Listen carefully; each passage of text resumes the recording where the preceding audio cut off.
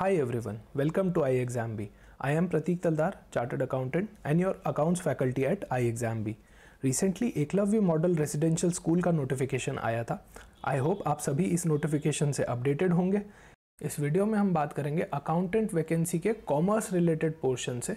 Part 5 में आपका commerce related portion cover होता है जिसका एग्जाम में वेटेज 40 मार्क्स का है. When we check the notified syllabus, इसमें कॉमर्स रिलेटेड पोर्शन में कवर किया गया है accountancy, annual accounts, taxation, budgeting, auditing and financial management, GEM यानी कि government e market place etcetera.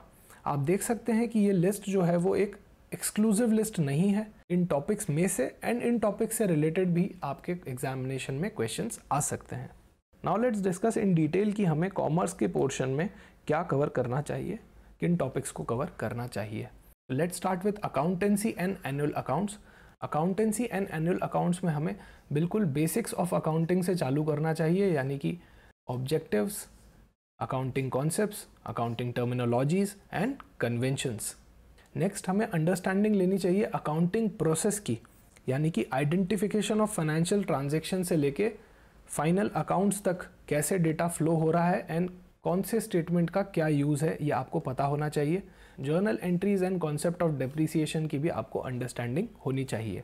Accounting standard का आपको बस एक ओवरव्यू होना चाहिए. इसे बहुत डिटेल में हमें कवर नहीं करना है, पर एक ओवरव्यू हमें कुछ इंपॉर्टेंट AS जैसे कि revenue recognition, property plant and equipment, inventories, इन सब अकाउंटिंग स्टैंडर्ड्स का एक ओवरव्यू आपको होना चाहिए. And next we have is financial statement of companies.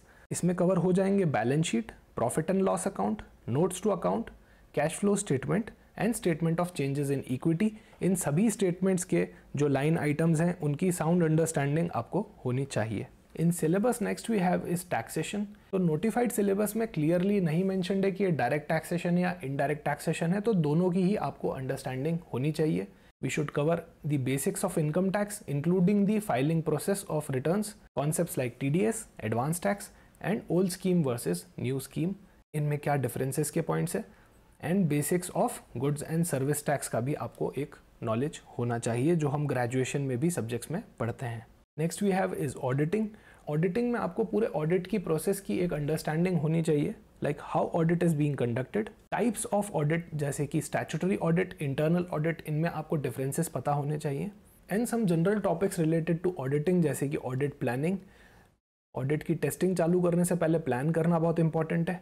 Vouching and verification, कारो यानी कि companies auditor report order, and overview of standards on auditing. जैसे कि अकाउंटिंग में अकाउंटिंग स्टैंडर्ड्स होते हैं, ऑडिटिंग में ऑडिटिंग स्टैंडर्ड्स होते हैं, तो इनमें से कुछ का ओवरव्यू आपको होना चाहिए. And last we have is types of audit reports.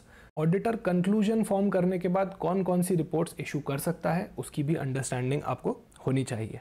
Next in financial management we should know the analysis of financial statements, यानी कि रेशो एनालिसिस का आपको नॉलेज होना चाहिए. बजटिंग एंड बजटरी कंट्रोल, ये टॉपिक क्लियरली आपके नोटिफाइड सिलेबस में भी मेंशन्ड है. And some general topics related to financial management like working capital management, cost of capital, types of leverages, break even analysis and GEM यानी कि government e market place. इन सब topics का आपको understanding होना चाहिए. I am again repeating, this is not a exclusive list, but it will be surely covering your syllabus topics and some topics which are related to your syllabus. I would like to highlight that our course for EMRS accountant is available at flat 35% off. You can join and prepare 50% faster. Also, we'll be doing a workshop on this exam in the coming few days to guide you regarding the preparation strategy. If you like this content, hit the like button and do subscribe to our channel. Thank you so much for watching. See you soon.